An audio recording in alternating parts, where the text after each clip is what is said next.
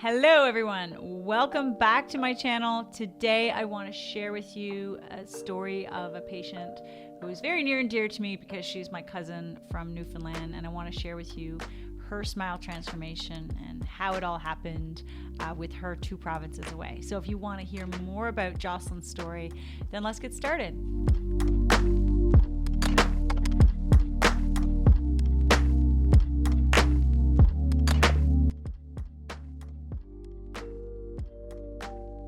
You might have noticed, just before I get started, that I have a little friend here named Mike.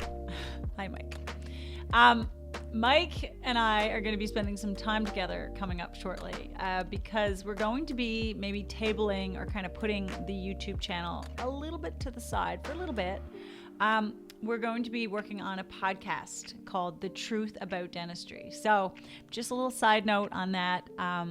This may be one of the last YouTube videos that I do for a little while because, yes, apparently I have the same amount of hours in a day like everyone else, and I can't do it all. So, did I say that? I can't do it all. Yeah, I can't do it all. So I'm going to be spending more time with Mike, and I thought I would invite Mike to this little presentation. Let's get started. So Jocelyn is my cousin. Jocelyn and I grew up in rural Newfoundland. She is from a little town called, community, I guess, called Twillingate. And I am from Gander Bay, and our roots are in Change Islands. So if this is the part of Newfoundland that we're all from, we were visiting in Newfoundland. I go there every summer, and we were in Change Islands, and we were on a hike, and we were just talking. I was talking about work. It's hard for me to not bring up work, and it's hard usually for people to not ask me questions. So Jocelyn's always had really crowded teeth, and it's been something that's always bothered her, but she's fine, but she was fine, but she just, this is the time she chose, and she saw some of the things that I was doing through my social media and through my website, and she thought, I wonder if Peggy can do something for me. So we're just hiking along, and she's like, Peggy, do you think there's something you can actually do for me? I think it's sort of, in some ways, she didn't really even think that anybody could fix what she had going on. She had an injury when she was younger, and actually had dislocated her jaw, or broke her jaw, I believe. And so her jaw was very shifted to one side, and there was a lot of crowding. In fact, she was missing one of her upper teeth as well. So there was like a whole bunch of things going on there that she just maybe felt that, again, it was maybe out of her budget, or it was just not possible. And there's really no one in her area that she felt comfortable getting to do this work. So, I looked at her, I stopped, and I was like, okay, let me see. And I'm like, yeah, for sure, we can do lots.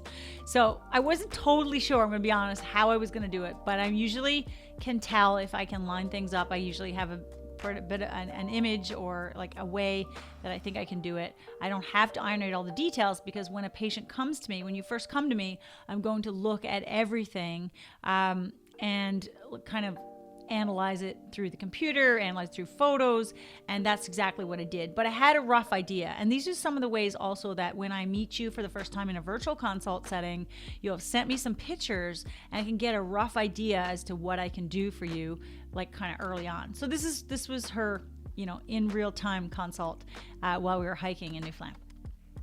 So Jocelyn is, of course, 2 provinces away. We're in New Brunswick. Jocelyn's in Newfoundland, and it's at least 2 planes to get here, sometimes 3, and it takes quite a bit of time because of the remoteness of where she lives and where I kind of live, honestly.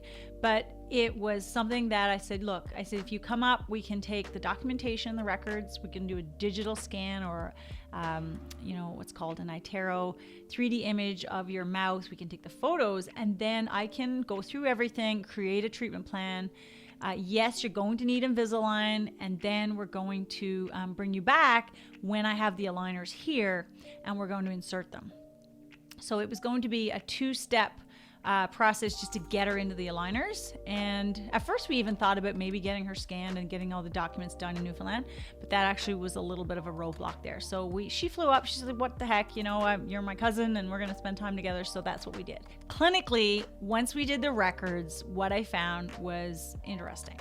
She had excessive tooth structure. She had a lot of extra crowding on the lower. She was actually deficient in some of her upper tooth structure, she's actually missing her upper right canine, and the little tooth, the lateral that's next to our central teeth, was a little bit on the small side. So here I was going to have to make one tooth look like another, which would be probably turn the premolar into the canine. We weren't going to make space. We did play around with maybe opening up the space and making space for an implant, but she chose against that.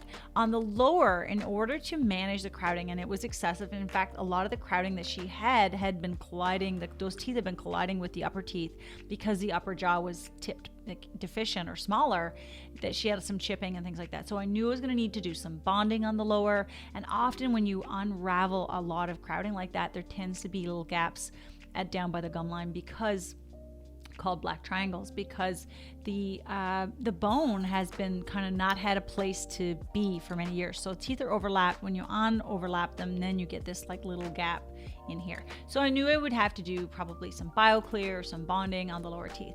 So I made the decision. I said, look, we can play around. We can do like what's called interproximal shaping of the teeth, or we can take out a tooth. Now, I generally am very much against extraction associated orthodontics or taking any teeth out. But I knew that in order to manage your crowding and not touch or modify our other teeth, there may be one tooth that was really out of the arch that we could sacrifice. And again, I typically don't do that, but in this case, it really paid off and she was really happy and it turned out really well. But again, that comes from because I could plan with the software, I could plan with the Invisalign, I could say like, simulate for me a tooth out. And then what would happen if we take that tooth out? Where do those teeth all line up? And so, when you have that ability to test drive different situations like you would any sort of thing, when you don't want to do it on the human, you want to practice on the computer. That's what the digital technology in dentistry is allowing us to do right now, because we can simulate different options for the patient and then the patient chooses. So when she came back to get the approved treatment plan, she came back to get her aligners on, I was going to put on the little attachments on her teeth and all that, but I wanted the case to make sure it went very predictably, very efficiently. I use a system in my clinic called Propel. It's just a process where we cause a little bit of interruption in the tissues above the teeth, and we cause a little bit of a micro trauma, and that causes the teeth and the bone cells, everything to wake up and get moving a lot faster. Especially in us adults, our teeth have been that way a long time, so they don't typically move as easily or quickly as they would if we were a teenager. So I did Propel on her. She got her aligners. We got her some whitening agents to whiten the teeth. We took out that tooth all on the same day. So the same visit. So she went back to Newfoundland. She had all her trays, and then COVID-19, the pandemic hit, and it was like, wow, that was lucky. We got everything in. You're on your own. So I monitored her monthly from remote, in a remote way, even without the systems that we have now. So when we were closed for the pandemic, we actually had to incorporate other types of devices so that we could monitor patients remotely, because I didn't want this to happen again. So I actually now have a system in my clinic called dental monitoring, and it allows us to virtually monitor patients from the comfort of their home. So we don't need to come into the clinic as often, and that's also allowing me to treat patients who are even from further away than as far away as Newfoundland. So so back in the fall, when we were no longer in the red, we were in the yellow phase, everything was great. She hopped on a flight up here. She came up and her teeth were mostly straight. She had sent me pictures. I was like, okay, I can work with this. So I knew I had to do the bonding on the upper teeth in order to finalize the smile, because we're missing a whole canine, and on the lower we had that those black triangles and the chipping and all that stuff that had happened. So I was so excited. I'm like, okay, get your teeth whitened and then we'll do it. So she sat down, we took off all the attachments, we did all the bonding. We actually did some laser. So I did some laser treatment to lengthen the gum tissue height and create more contouring around the teeth to make the teeth look fuller. So we did laser and we did bonding, and we got her, again, rescanned for retainers, took all her final photos, interviewed her. She's totally thrilled. She just couldn't believe it was all done in one visit. So in 3 visits, I had basically transformed her smile from the records to the delivery of the Invisalign to the final appointment where we did the removal of the Invisalign and the bonding and the shaping of the gums, and voila. So because we had interviewed Jocelyn about, her experience, I want to share those, some of her interview with you so that you can hear and see some of how she feels that what this has done for her and what it, will mean to her in the long run. Again, she hadn't had very long when she was interviewed to experience this new smile, but by all means, she says she's really enjoying her smile, and she's telling everybody in rural Newfoundland about her experience. So it really helps to, show people what's possible, and it's certainly possible for not a lot of money sometimes, and also not a lot of visits. So we can do those things and use the technology, and I just want to share that with you. So if you want to hear Jocelyn's story, here it is. How was your experience wearing the Invisalign? Did you find it was easier than you thought, or Yes, it was definitely easier than I thought. I thought it was going to be more movement, so that would be a little more traumatic because it was going to have to move so fast. So I was thinking it was going to be more uncomfortable than what it was, but it was extremely comfortable. And lots of times I would completely forget that I had it in my mouth. That's awesome. Awesome. I had an uneven number of teeth. So to make that one look bigger, there was you made a gap with the Invisalign, and even that didn't seem too bad to me because everything was so much more positive than what I started with. So every day it was so different. And then when I seen that yesterday, I almost cried in the chair because even that looked so much better. And then I was in the chair for about few hours after that. Yeah. Again, everything had to be done in one day. Yes, because you're driving back to Newfoundland today. Yes, yeah. So we're driving back today. So this is the only time. Like I seen you back in February when I put them in, and then now today everything else was done online, which was an absolutely incredible experience. Yeah. I would have came up just to see what it was in between, but COVID restrictions certainly, which kind of. I mean, if you think about it, it tells you how easy Invisalign is and how professional and how advanced you are with the dentistry, because we were able to be able to do that. And I mean, I was extreme. So to be able to do that with all of these COVID restrictions and the fact that I could not get air and I'm, 2 provinces over, it was just amazing. Another thing that we did is you had an extreme amount of crowding on your lower teeth. How do you feel now that you don't have to feel self-conscious about your lower teeth? I'm just smiling all the time. All the time.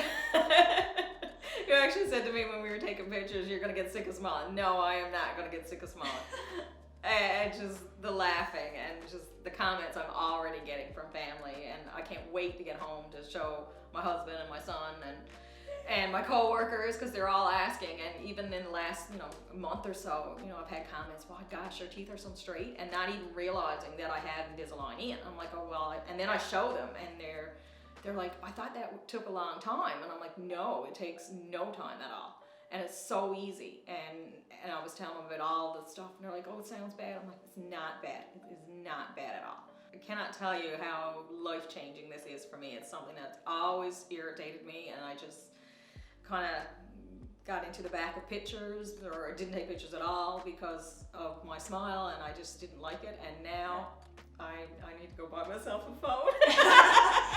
All right, I hope you enjoyed that, and by all means leave a comment, share. I would appreciate any feedback. I really enjoy doing this type of work, and this is what this clinic does a lot of, and it's something that when we take in all the different technologies and the different systems available to us, it's totally possible anywhere you are. And if this is something that you'd be interested in, don't forget to click for a virtual consult, and I'll see you on the other side. Anyway, take care. I'll see you next time.